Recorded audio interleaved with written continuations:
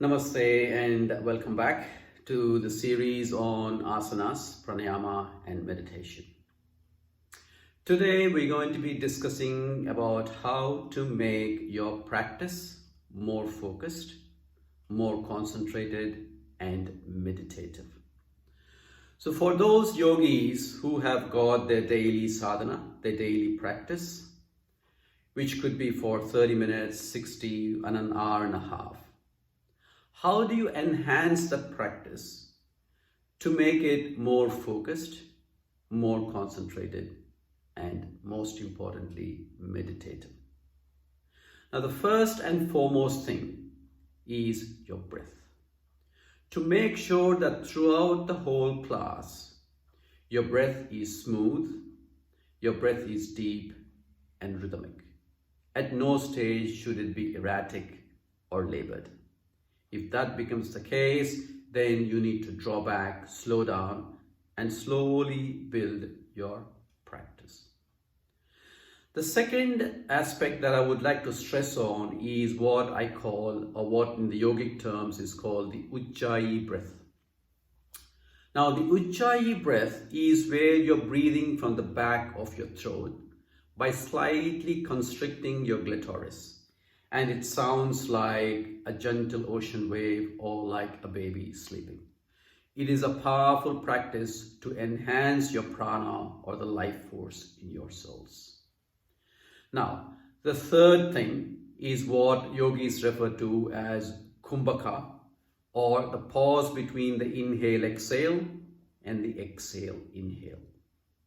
Now, initially, it could be just for a fraction of a second. So after you inhale, you pause, kumbhaka, and slowly you develop that practice so that you extend that kumbhaka for maybe even over a few seconds. But that has to be done very carefully and very mindfully.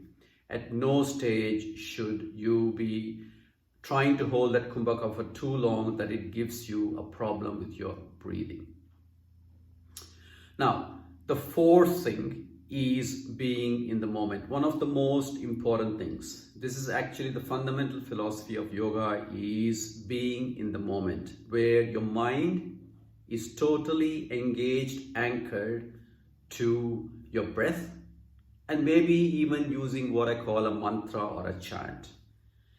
So throughout the whole practice, you should try and see that your mind is totally present in that particular moment only, not in the past, not going into the future, but absolutely attached to your breath and to your practice.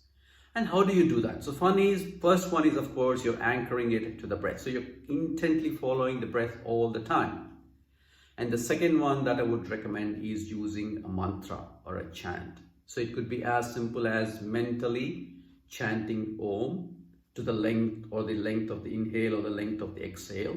Or it could be short Oms as you go up and as you come down in your inhale and exhale. And the chanting could be mental, it could be soft, it can even be loud. Really doesn't matter. You find out what best works for you.